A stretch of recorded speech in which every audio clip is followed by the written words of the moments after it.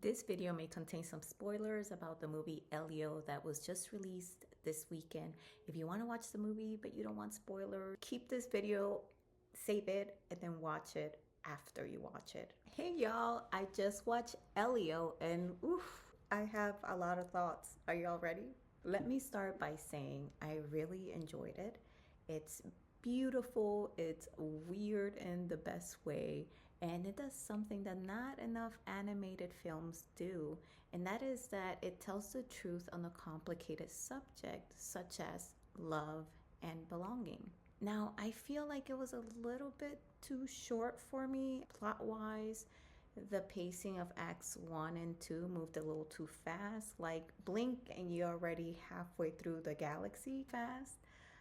I get it though, they didn't want to bog the viewer down with exposition or too much backstory, and that is a problem nowadays because our attention spans are a little shorter and we just want to get to the meat and potatoes, to the action of it.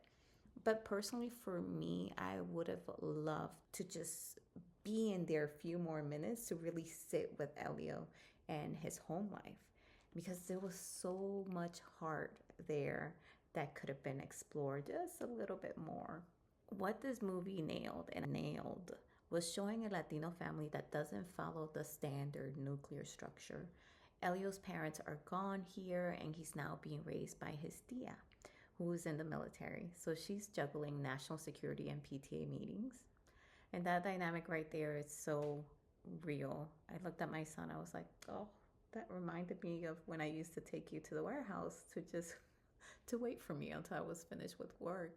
It brought back a lot of memories. But Elio also, it hit me because what was really tough to watch is how Elio felt as if maybe he was not wanted. And not because his tia is cruel or careless. She's clearly trying and you can tell.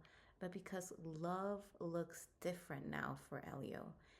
And in introspect, I realized that kids feel that. When love shifts form, even when it's still there, kids sometimes internalize it as absence. And there are many kids out there in blended families with grandparents raising them, aunties stepping in, siblings becoming caretakers, and we rarely see that shown in a way that feels true. And this movie did that, and it did that with empathy and care. Of course, I cried. Also, the alien world, iconic. I love the trippy visuals, the bizarre yet tender intergalactic council, and how they wrap these big emotions, loneliness, identity, fear, rejection, into the weirdest space adventure. Kids need these stories. They really do, where they can feel like they belong, even if it's among glowing aliens, especially if they don't feel like they belong here. When I was younger, not too long ago, books did that for me. They made me feel like I mattered, like I could exist in other worlds and be seen. And Elio does that too. It's going to matter for a lot of kids who are searching for that same belonging. So shout out to the creators of Elio, and thank you for making something tender and bold and realistic. And thank you for showing that love doesn't always look the same, but it's still there. It's still love. I want y'all to go watch it. I loved it. I cried.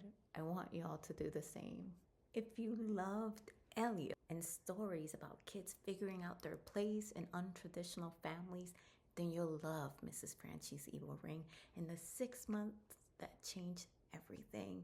It has a magical ring with serious attitude, a stepkid who thinks no one wants her, a chaotic, loving, very unorthodox family, and the kind of feels that will stay with you beyond the end of the book.